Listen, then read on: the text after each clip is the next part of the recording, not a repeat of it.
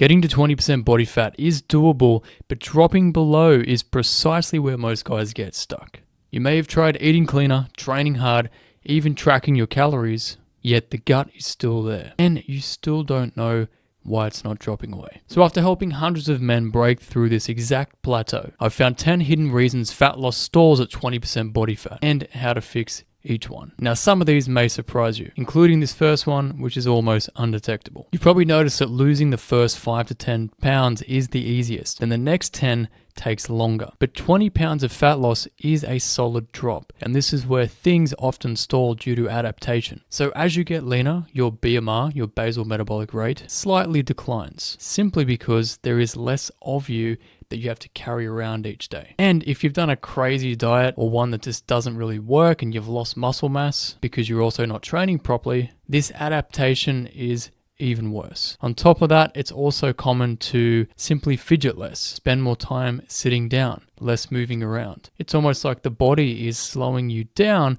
without you even seeing it happening. And as a result of this, it also reduces our NEAT, our non-exercise activity thermogenesis, which is all the movement that is not deliberate exercise. So basically, what was your deficit basically shrinks a little bit and brings you closer to what could be your maintenance range of energy balance, making it slower to lose body fat. And so if you don't increase your daily calorie burn, it's very easy to get stuck at 20% because that deficit is shrinking. But it is not all the calorie burn's fault. And this leads us to the next deficit killer that could keep you stuck at 20% for what feels like forever. So what works at 220 pounds won't always work the same at 195 or below. But most guys keep eating the same calorie target even after dropping a bunch of weight. Or worse, they start slacking off their workouts or their daily movement, which again is going to shrink the deficit even more. So if you've been stuck at the exact same weight for weeks or months or even longer than that, the chances are your original calorie deficit is no longer keeping you in a deficit. Therefore, it is not a deficit. But take note, I said weeks or months, not a couple of days. So just be patient with this.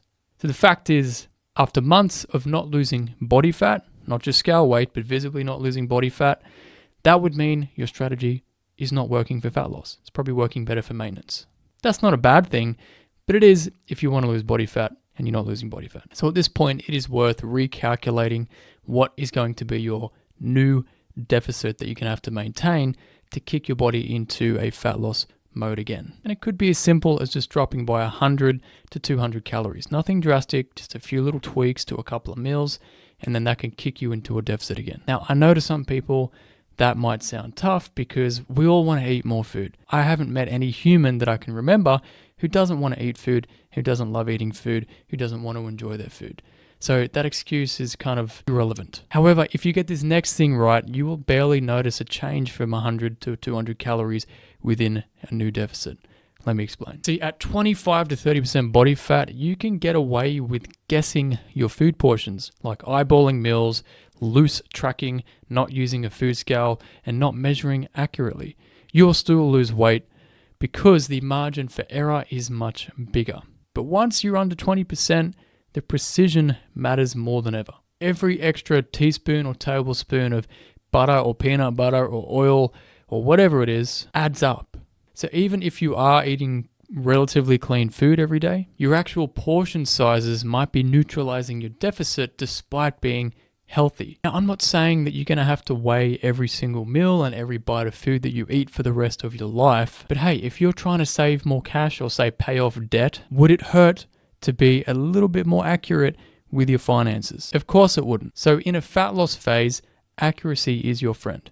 It's going to remove the guesswork. That'll help get you leaner, faster, and make it more sustainable because you're going to be able to eat more food when you know exactly how much you're eating. And it'll be particularly important if you fall into this next trap, which can almost instantly crush all of your progress. Now, tell me if I'm wrong, but you've probably had times where you've trained hard all week, you've eaten clean, you've maybe done extra cardio, tracked everything perfectly, didn't eat the kids' leftovers, didn't have the extra glass of wine with the missus, didn't take the cookies or the donuts that popped up in the office. You did everything perfect. And then Friday hits, and suddenly one big meal turns into a whole day, or worse, a weekend binger, making you avoid stepping on the scale on a Monday morning. See, the problem is even with like 1 or 2 high calorie meals, even if it's healthy, can easily wipe out the deficit for the week. And as a result, it could take 2 or 3, maybe even 4 days to get back into a deficit again, depending on how much you ate. So it's this discipline versus reward mentality that can trap you, particularly below 20%, because things can blow out faster than what they would have above 20%. Like you just can't get away with what you could have ate at 30% body fat when you're at 15 or 16% body fat. You're going to notice it pretty much overnight. And so at this stage, this is really where consistency is going to beat intensity. And your nutrition has to evolve as you go through this process. Otherwise, you'll fall victim to this next mistake, which keeps guys constantly hungry, snacking, and wondering why they're not getting leaner. So a lot of guys have told me they eat healthy meals, but they feel starving 1 or 2 hours later. And that's because their meals just aren't filling enough. It's things like crackers, nuts, salads with oil, cheese, or just fatty cold meats, or eating meat that has a very high fat content, or snacking on cold meats.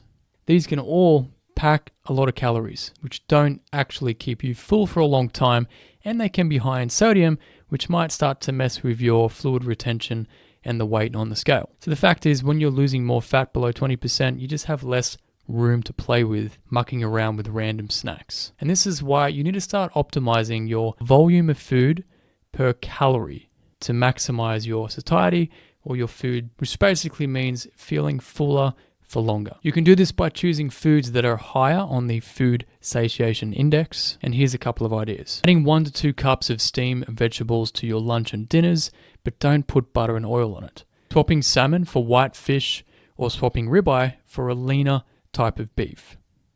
Choose pumpkin or rice and potato instead of breads and pastas and any other processed carbohydrates that comes in a packet. Ditch the crackers and cheese and nuts for other snacks like fruit, berries, and eggs, or even yogurt. Replace protein shakes with a high-protein yogurt and berries. The liquid protein shakes aren't particularly filling, but actually eating yogurt with berries can keep you fuller for longer.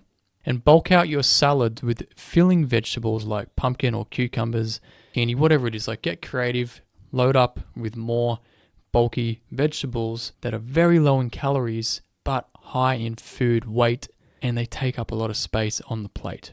I'm not saying you have to eat 100% healthy every single meal, every single day of the week. But even if just 90% of your meals were higher volume for less calorie on that ratio, you're going to feel more full, you're going to have more energy, your body's going to get more vitamins, minerals, and all the nutrients that it needs. And it's going to help you stay consistent because you won't be sniffing around for a snack 1 hour after eating every time.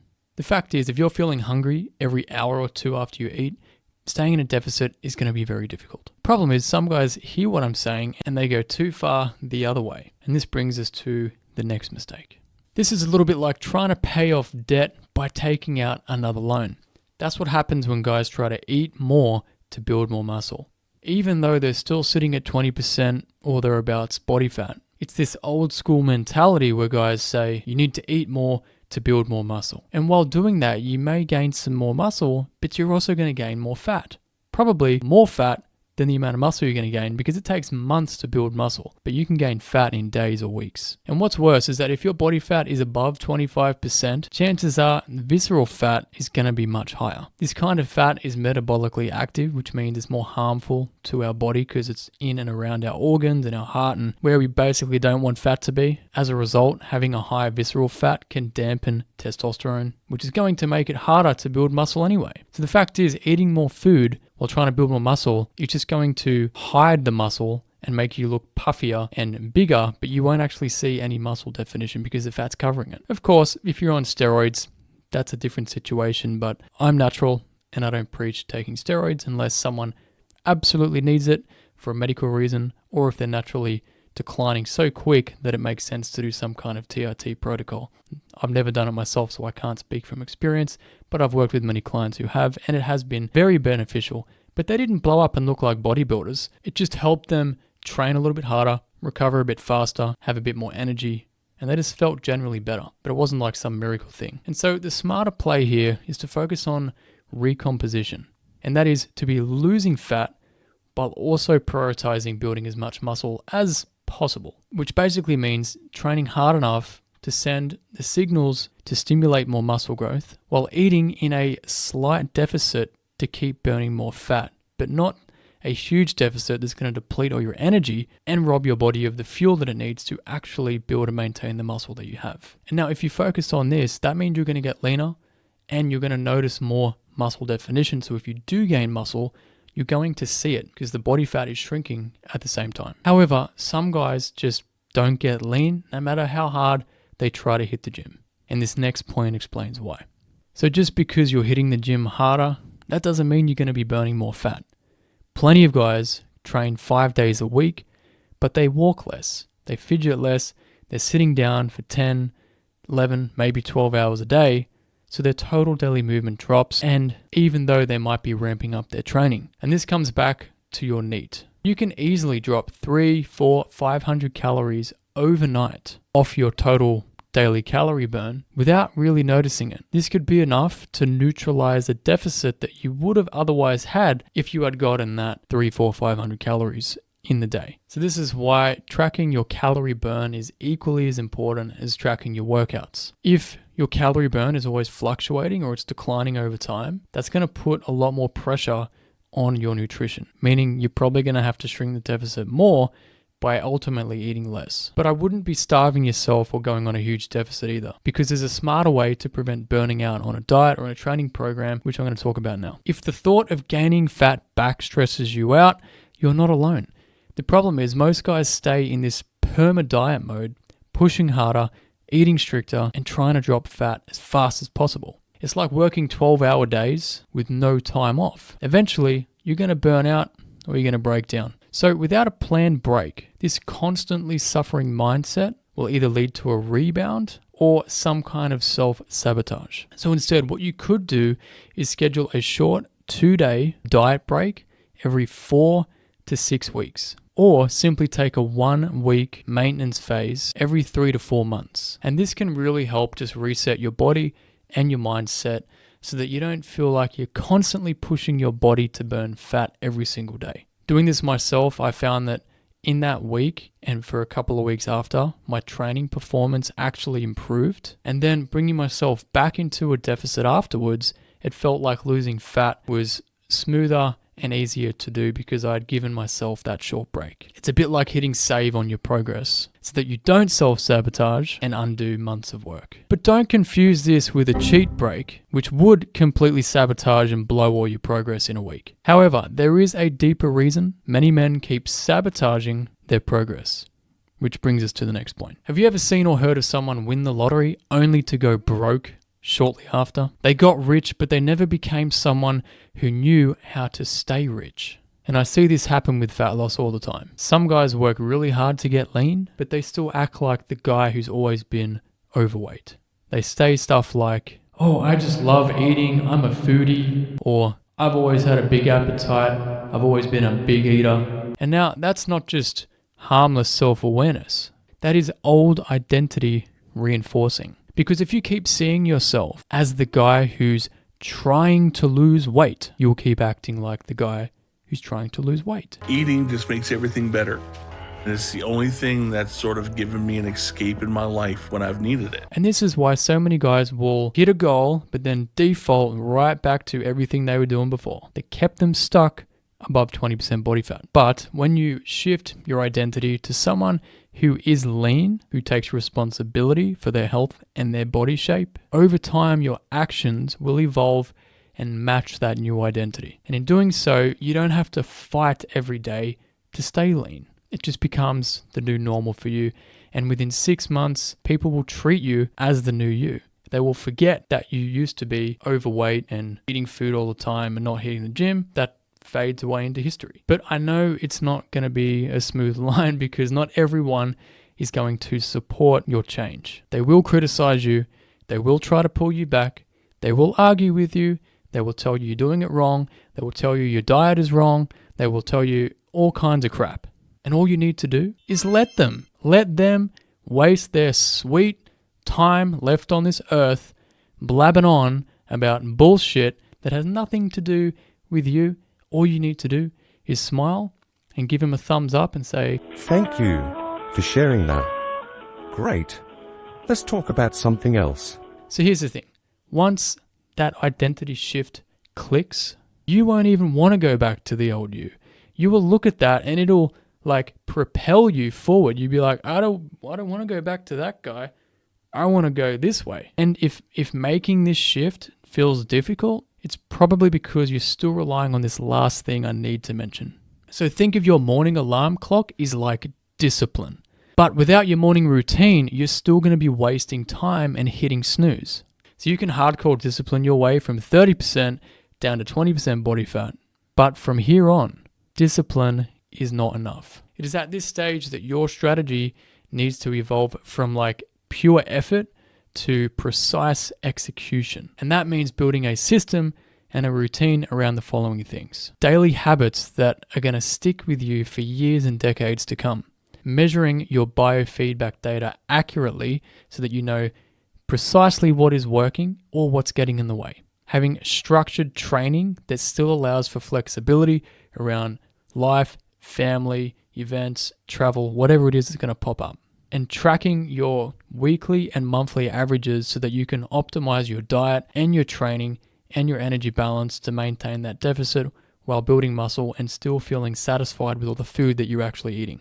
And ultimately using all this for adaptation and flexibility within your life. Ironically, this is how most high performers run their business or their career. But in health, they're just winging it or doing what worked in their 20s when they used to train with their mates in college or whatever it was. Still wondering why they're plateauing and not getting below 20% body fat. So if you want to get to 20% body fat and reach 15% or 13 or 11, which I think is the sweet spot, you're going to need a systemized routine that progresses with you without the mental sabotage and burnout. And that is exactly what the Business Body Blueprint is built for. It's designed for busy, successful men who want to stay lean year-round, just like I do, just like my clients do, without having to forever micromanage every single meal or living in the gym as if it's their only hobby. To learn more about this, just tap the link below the video in the description. And then after you check it out or grab the blueprint, you also need to be avoiding these 5 fat loss mistakes that keep men stuck with a belly, love handles, and man boobs. Go watch this video next.